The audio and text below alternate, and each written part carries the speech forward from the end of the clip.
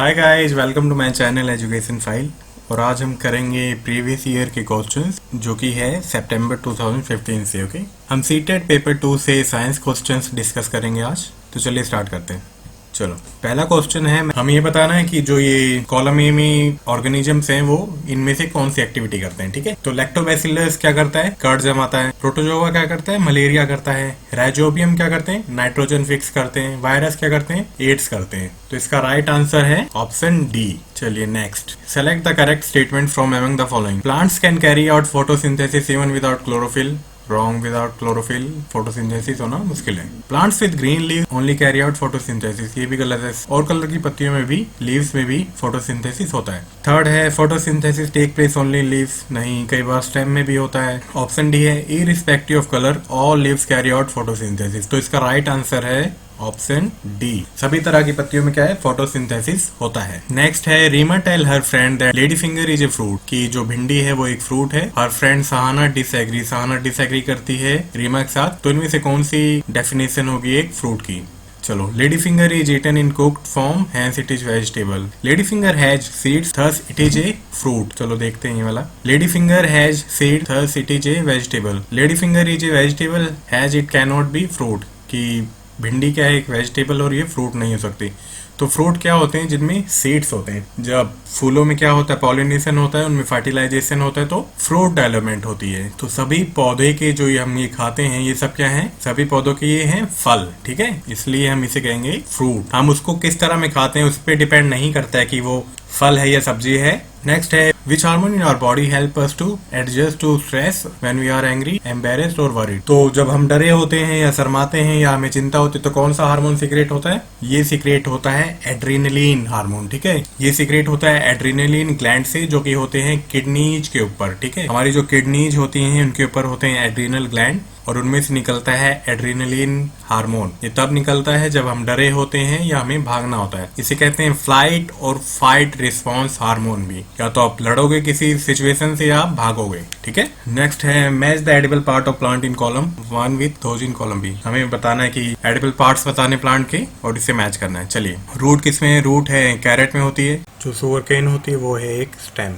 Seed क्या है, ground नट। और फ्रूट क्या है, एप्पल, एप्पल है फ्रूट। ठीक है, तो देखो कौन सा ऑप्शन है इसमें। तो इसमें राइट ऑप्शन होगा ऑप्शन डी हमारा। नेक्स्ट है, इनमें से हमें बताना है कि वायरस डिजीज कौन कौन सी। ठीक है, चिकन पॉक्स क्या है, वायरस है। मलेरिया प्रोटोजोआ है। हेपेटाइटिस वायरस, तो ये भी गलत है, इसमें एक प्रोटोजोआ की डिजीज आ गई। मीजल्स वायरस है, पोलियो वायरस है, टाइफाइड बैक्टीरिया से होता है, तो ये भी हमारा ऑप्शन ठीक नहीं है। मीजल्स होता है वायरस से, टाइफाइड होता है बैक्टीरिया से, ट्यूबरकुलोसिस होता है बैक्टीरिया से, तो ये भी ऑप्शन हमारा गलत है। मीजल्स वायरस से होता है, चिकन पॉक्स वायरस से होता है, और हेपेटाइटिस ए भी वायरस से होता है। तो हमारा जो राइट आंसर है इसमें होगा ऑप्शन डी। ये सभी बीमारियां क्या हैं, वायरस से होती हैं। Which of the following represents A group of autotroph. तो ऑटोट्रॉप वो होते हैं जो अपना खाना स्वयं बना ले, खुद बना लेने कहते हैं स्वयंपोषी। ठीक है, तो ऑप्शन ए में क्या है, एल्गी, कस्क्यूटा, बनाना, मैंगो। इसमें जो कस्क्यूटा है अपना खाना खुद नहीं बनाता, क्योंकि कस्क्यूटा है एक पैरासिटिक प्लांट। ठीक है, स्पिनच अपना खाना खुद बनाता है। मशरूम डेट्रीवोरस है, इसको ऑर्गेनिक वेस्ट चाहिए अपनी लाइफ साइकिल कंप्लीट करने के लिए, और इसको भी बाहर से खाना चाहिए। ये भी अपना खाना खुद नहीं बनाते, तो ये भी क्या है, रॉन्ग है। तो थर्ड ऑप्शन में भी क्या आ गया, मशरूम आ गया, तो ये भी गलत है। इसमें एल्गी खुद बना लेगी, स्पिनच पत्तियां होती हैं उसमें फोटोसिंथेसिस होगा, खुद बना लेगा। टोमेटो खुद बना लेगा, और बनाना जो है वो भी खुद अपना खाना बना लेगा। ये सब क्या है, ऑटोट्रॉप्स है।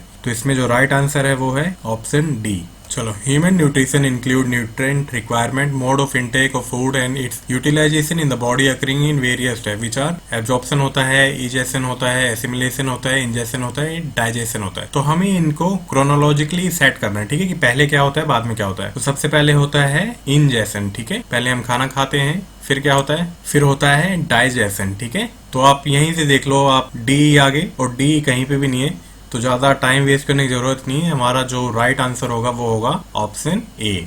ठीक है, पहले इंजेशन होगा, देन डाइजेशन होगा, देन एब्जॉर्प्शन होगा, देन एसिमिलेट होगा खाना हमारा ब्लड में, देन इजेशन होगा। ठीक है, खाना बाहर चला जाएगा। जब आपको लगे कि दो ऑप्शन से आपका काम चल गया है, जैसे इस ऑप्शन में लगा कि जो डी है हमारा ठीक है, तो बाकी ऑप्शन देखने की जरूरत नहीं है, आप उसी को ठीक कर लो। तो इससे हमारा टाइम बच जाएगा बहुत ज्यादा, और हमें सभी ऑप्शन देखने की जरूरत नहीं है। चलिए नेक्स्ट देखते हैं। Which of the following is not a conductor of electricity. तो क्या है, लाइम जूस कंडक्टर होता है, सॉल्ट वाटर कंडक्टर होता है, विनेगर भी कंडक्टर होता है, पर जो डिस्टिल्ड वाटर है वो कंडक्टर नहीं होता, क्योंकि डिस्टिल्ड वाटर में आयंस नहीं होते। तो जो कंडक्टिविटी है, जो विद्युत का प्रवाह है, जो इलेक्ट्रिसिटी फ्लो होनी है, वो नहीं हो पाती है। तो डिस्टिल्ड वाटर कंडक्टर नहीं है। Question 10. Medium A is optically denser than medium B. Which one of the following statement is true? Option है speed of light is more in medium B than medium A. B है speed of light is same in both A and B. C cannot be compared. D speed of light is more in medium A than medium B. तो इसका right answer है option A. Optically denser है मतलब जो light है वो easily pass नहीं हो पाएगी। तो इसमें ऑप्शन क्या होगा, लाइट किस में ज्यादा पास होगी, लाइट पास होगी मीडियम बी में। तो वही इसमें दिया गया है कि speed of light is more in medium B than in medium A. क्योंकि ए में तो क्या है, ऑप्टिकली डेंसर है, वो डेंस है, बहुत ज्यादा कॉम्पैक्ट है, तो लाइट को उसमें से पास होने में दिक्कत होगी। और जो मीडियम बी है वो लेस डेंस है, तो इसमें से लाइट इजीली पास हो जाएगी। तो इसलिए हमारा ऑप्शन जो ए है वो ठीक है। चलिए नेक्स्ट देखते हैं। We are not crushed under the weight of atmosphere because, ऐसा क्यों होता है? The pressure inside our body is more than atmospheric pressure and cancel the pressure from outside. नहीं, ऐसा नहीं होता। The pressure inside your body is less than atmospheric pressure. अगर atmospheric pressure आपकी बॉडी से ज्यादा होगा तो ये बॉडी को कंपैक्ट कर देगा, पिचका देगा। तो ये भी ऑप्शन गलत है। The pressure inside your body is equal to the atmospheric pressure and cancel the pressure from outside. ये थोड़ा ठीक लग रहा है। देख लेते हैं फोर्थ ऑप्शन भी। The pressure inside our body is more than atmospheric pressure. ये भी गलत है। तो हमारा राइट आंसर क्या है? Option C. जो हमारे बॉडी का प्रेशर है वो एटमॉस्फेरिक प्रेशर के बराबर है, इसलिए ये दोनों एक दूसरे को कैंसिल कर देते हैं या इक्वल रहते हैं। ठीक है, इसलिए हम एटमॉस्फेयर प्रेशर के कारण क्रश नहीं हो पाते, दब नहीं पाते हैं। चलिए नेक्स्ट देखते हैं। A block of iron dropped in a vessel of water sinks to the bottom. This is because, जब हम आयरन को कोई पीस पानी में डालते हैं तो वो नीचे चला जाता है। क्यों? ऑप्शन है इसके, the weight of the water displaced by the block is less than water of the block. The weight of the block is less than weight of the water displaced by block. ये B है। The density of water is more than the density of the block. Option D है, the vessel is not deep enough to allow the block to float. इसमें right क्या है? Option A सही है इसमें। Which of the following statement is incorrect? Everything has a high frequency and therefore it produces sound of higher pitch. Generally, the voice of man is shriller than that of women. Shriller होता है तीखी आवाज। Third option है, a bird makes a high pitched sound whereas a lion makes a low pitched roar. Fourth है, a drum vibrates with a low frequency therefore it produces a low pitched sound. तो ये सब सारे fact ठीक है। इसमें गलत fact कौन सा है? बी वाला जो है ये गलत फैक्ट है। ऐसा नहीं होता हमेशा कि जो मैन की आवाज है वो हमेशा तीखी हो विमेन से। ठीक है, तो ये वाला ऑप्शन इनकरेक्ट है, बाकी सब ठीक है। चलिए अब हमें बताना है हमारे सोलर सिस्टम में क्या है। दो ऐसे प्लैनेट्स हैं जो ईस्ट टू वेस्ट रोटेट करते हैं। तो ये कौन से हैं? ये हैं वीनस एंड यूरेनस। बाकी सारे planet west to east rotate करते हैं, पर जो वीनस एंड यूरेनस हैं ये ईस्ट टू वेस्ट रोटेट करते हैं। इसमें हमें बताना है कि ह्यूमन का मेजर एक्सक्रीटरी प्रोडक्ट क्या है। हम सबसे ज्यादा एक्सक्रिएट क्या करते हैं? तो हम सबसे ज्यादा एक्सक्रिएट करते हैं यूरिया। कोई ऑप्शन देखने की जरूरत है नहीं, जब भी ये क्वेश्चन आए तो इसका राइट आंसर है यूरिया। हमें यूरियोटैलिक, ठीक है, हम यूरिया एक्सक्रिएट करते हैं। चलिए इसमें हमें बताना है कि मैग्नेट की जो प्रॉपर्टीज हैं, जो मैग्नेटिज्म है, वो किस तरह से हम खत्म कर सकते हैं। तो इसका ऑप्शन है कटिंग इनटू टू पीस। हम उसको दो टुकड़ों में काट दें, उसको हीट कर दें। ऑप्शन सी है हम उसे बीट कर दें, मतलब उसको खूब मारें उसे हथौड़े से या किसी चीज से, या हम उसे सील कर दें।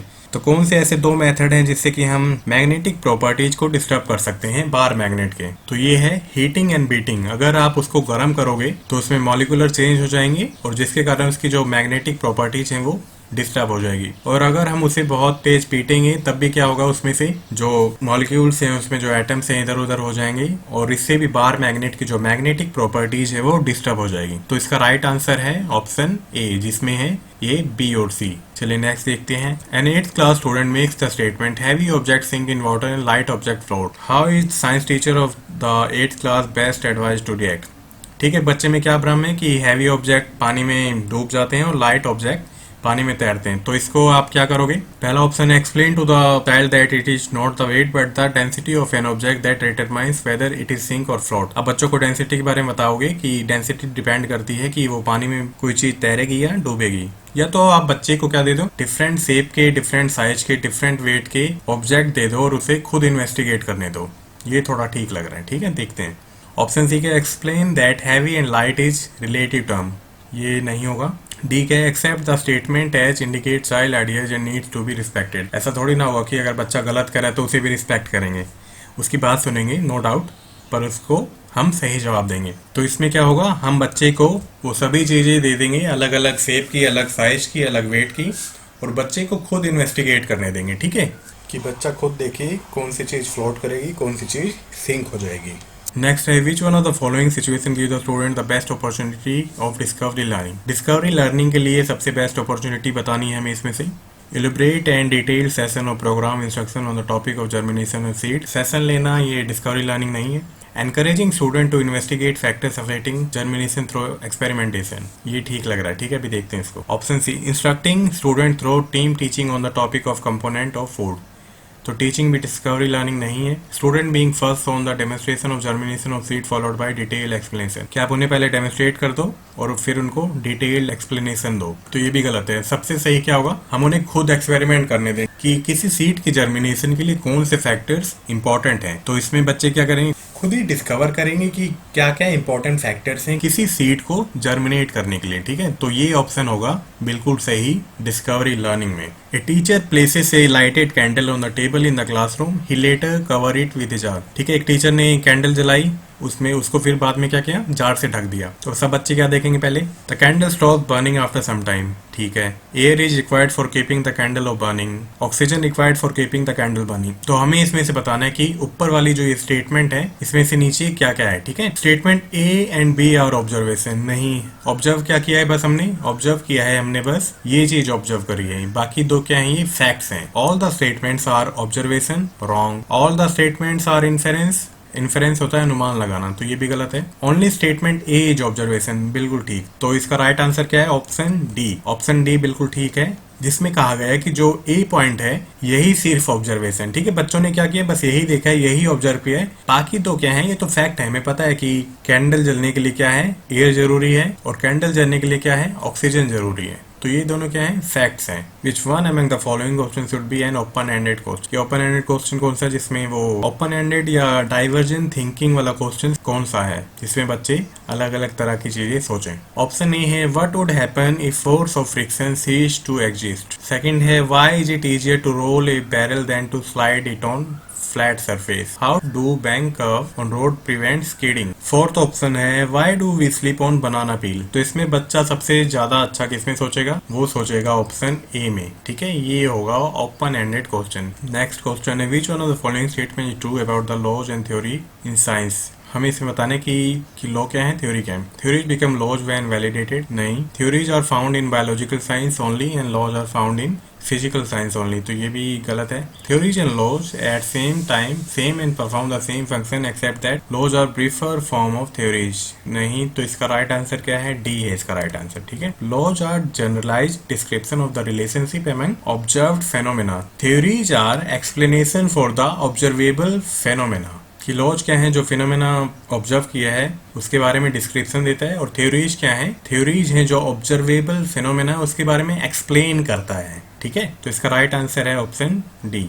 नेक्स्ट है कि एक साइंस टीचर है, वो बच्चों को एसेस करना चाहता है उनकी प्रोसेस स्किल पे। सो सबसे अच्छा है अप्रोप्रिएट मेथड कौन सा इन ऑप्शन से। फर्स्ट है क्वेश्चनियर, सेकंड है ऑब्जर्वेशन शेड्यूल, थर्ड है पेपर पेंसिल टेस्ट, या फोर्थ है इंटरव्यू। तो सबसे अच्छा है कि उसको टाइम टू टाइम एसेस करना है, तो क्या करेगा, ऑब्जर्वेशन शेड्यूल बना ले, क्योंकि हमें क्या करना है, डिफरेंट प्रोसेस स्किल्स पे काम करने की, उसकी थिंकिंग कैसी है, उसकी क्रिएटिविटी कैसी है। तो हम एक ऑब्जर्वेशन शेड्यूल बना लेंगे कि किस बच्चे की किस एक्टिविटी में ज्यादा अच्छी परफॉर्मेंस है, ठीक है।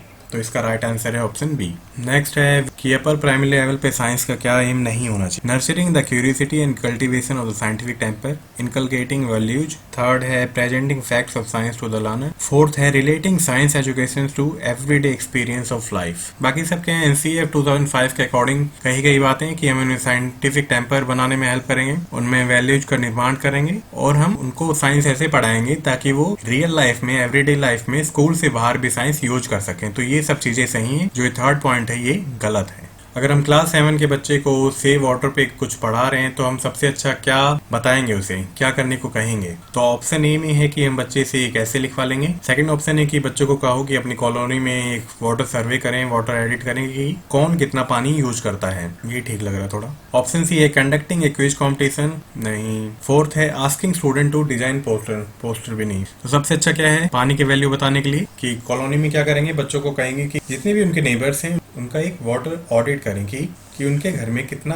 वाटर कंजप्शन हो रहा है, कितना वो पीते हैं, कितना वो नहाते हैं या कितना और एक्टिविटी में यूज करते हैं पानी। ठीक है, तो इससे बच्चों को पता चल पाएगा कि डेली कितना पानी यूज किया जाता है और उसके अकॉर्डिंग हम पानी सेव करने के तरीके उन्हें बता सकते हैं या उनमें अवेयरनेस ला सकते हैं बच्चों में। चलिए नेक्स्ट देखते हैं। तो इसमें क्या है, एक टीचर पढ़ाना चाहती है डाइजेशन के बारे में क्लास 6 स्टूडेंट को। उससे पहले वो बता देती है, डायग्राम दिखा देती है ह्यूमन बॉडी का। ठीक है, और उन सबको कहती है कि आप सब पहले क्या कर लो, आप पहले डायग्राम बना लो कि कहाँ से खाना होके गुजरेगा। ठीक है, टीचर का इसमें मोटिव क्या है, टीचर क्या करना चाहती है, चलिए देखते हैं। तो जो ऑप्शन ए में क्या है, to just student understanding of the digest system and grade them accordingly. नहीं, ग्रेड देना हमेशा इंपॉर्टेंट नहीं होता, तो ये ऑप्शन नहीं होगा। To investigate student previous ideas related to human body and digestion so that future teaching learning session can be accordingly planned. कि हम प्रीवियस नॉलेज या प्रीवियस आइडियाज को चेक करें और फ्यूचर टीचिंग आसान हो सके। ये थोड़ा ठीक लग रहा है, देखते हैं और ऑप्शन के बाद। To find out which student have read the topic in advance and come prepared for the class and grade them accordingly. तो ये भी नहीं है कि कौन सा बच्चा भाई फ्यूचर के लिए पढ़ के आया है, पहले से टॉपिक पढ़ के आया और उसको उसके अकॉर्डिंग ग्रेड देना, तो ये भी ऑप्शन गलत है। नेक्स्ट ऑप्शन है to evaluate student drawing skills as drawing diagram is an important skill in life science. चलो डायग्राम बनाना इंपॉर्टेंट है, पर इतना भी इंपॉर्टेंट नहीं है कि आप उनसे पहले डायग्राम बनवाओ और वही चेक करते रहो। ठीक है, तो ये भी गलत है। राइट आंसर इसका क्या है, राइट आंसर है इसका बी। हम बच्चे को डाइजेशन इसलिए डिजाइन करवा रहे हैं ताकि उसे प्रोसेस समझने में इजी हो। ठीक है, वो उससे रिलेट कर सके चीजों को कि खाना पहले कहाँ जाता है, कहाँ डाइजेस्ट होता है, कहाँ उसका वाटर एब्जॉर्प्शन होता है और कहाँ से एक्सक्रिएट होता है। तो बच्चे की अंडरस्टैंडिंग के लिए ये चीज करना जरूरी है, तो इसका ऑप्शन बी राइट आंसर है। चलो, एक क्लास में हो रहा है इफेक्टिव डिस्कशन जिसमें बात हो रही है व्हाई स्मोक राइजेस अप, कि जो धुआं है वो ऊपर ही क्यों जाता है। तो इसमें टीचर क्या करेगा या क्या नहीं करेगा, देखते हैं। Discourage question during discussion, discussion हो रहा है तो क्वेश्चन तो होंगे ही होंगे, है ना। तो ये थोड़ा ऐसे लग रहा है, देखते हैं। Provide a common platform to the learner, ये भी ठीक है। सी ऑप्शन है acknowledge learners response to sustain their interest, बिल्कुल ठीक। डिस्कशन में अगर रिस्पॉन्स को नहीं सुना जाएगा तो फिर डिस्कशन का कोई मतलब नहीं है, तो ये ऑप्शन भी ठीक है। लास्ट है summarize and assess the learners ideas at the end of discussion. चलो, डिस्कशन में क्या होगा, सबके हमने रिस्पॉन्स ले लिया और बाद में क्या होगा, जिसके आइडिया ठीक होंगे उस पर डिस्कशन होगा कि ऐसा हो सकता है नहीं हो सकता, तो ये भी ठीक है। तो डिस्कशन में क्वेश्चन ही डिस्करेज करना ये सबसे रॉन्ग है, तो टीचर इसमें से ये तीनों मेथड अपनाएगा। तो जो BCD पॉइंट है ये सब डिस्कशन में अपनाए जाएंगे और यही राइट आंसर है। ठीक है, ये 7th क्लास के एसिड बेस एंड सॉल्ट में से क्वेश्चन है। चलो, 2 टेस्ट ट्यूब है हमारे पास, एक में है हल्दी टर्मरिक, दूसरे में है फिनोप्थिलीन। फिनोप्थिलीन होता है एक इंडिकेटर, ठीक है, वो बताता है कि एसिड या बेस क्या है, टाइट्रेशन में यूज होता है। अब इसमें हम डाल देंगे डाइल्यूट हाइड्रोक्लोरिक एसिड। ठीक है, अब क्या होगा, ए रिमेन्स येलो वाइल दो जो B would remain colourless. B option है A and B both would appear red. C option है A would appear red while though जो B would remain colourless. D है A would remain yellow while though जो B would appear pink. तो इसमें जो right answer होगा वो होगा ऑप्शन ए। तो ये क्यों होगा, ये इसलिए होगा, टर्मरिक है एक नेचुरल इंडिकेटर जो कि एसिड में नॉर्मल रहती है, पीली ही रहेगी, बेस में इसका कलर चेंज हो जाता है डार्क रेड। ठीक है, तो इसकी इसमें क्या है वो येलो ही रहेगी, और जो फिनोप्थिलीन है वो एसिडिक में कलरलेस हो जाएगा और जब उसमें बेस डलता है तो वो हो जाता है पिंक। तो यहाँ पे बात हो रही है एसिड की, और एसिड में जो टर्मरिक है वो उसका कलर चेंज नहीं होगा और जो फिनोप्थिलीन है वो भी कलरलेस हो जाएगा। तो इसका राइट आंसर है ऑप्शन ए। तो इसके लिए आप चैनल पे जो प्लेलिस्ट है 7th क्लास की उसमें जाके एसिड बेस पढ़ सकते हैं। चलिए नेक्स्ट क्वेश्चन देखते हैं। चलो, अनीता ने क्या बनाया, सोडियम हाइड्रोक्साइड का एक बिल्कुल बढ़िया ताजा सॉल्यूशन बनाया टेस्ट ट्यूब में। तो अनीता ने उसमें क्या डाल दिया, एल्यूमिनियम फॉइल के छोटे छोटे टुकड़े डाल दिए। ठीक है, और जो टेस्ट ट्यूब का ओपन एंड था उसने एक माचिस जलाई और उसके पास ले गई। ठीक है, और उसने आवाज सुनी, पॉपिंग साउंड सुनी। अब पॉपिंग साउंड इसमें क्या इंडिकेट कर रही है हमें ये बताना है। ऑप्शन ए में है क्या उसमें ऑक्सीजन गैस निकली, ऑप्शन बी है क्या उसमें हाइड्रोजन गैस निकली, ऑप्शन सी है क्या उसमें एल्यूमिनियम गैस थी, या ऑप्शन डी है कि उसमें वाटर गैस थी। तो पॉपिंग साउंड हमेशा कब आती है,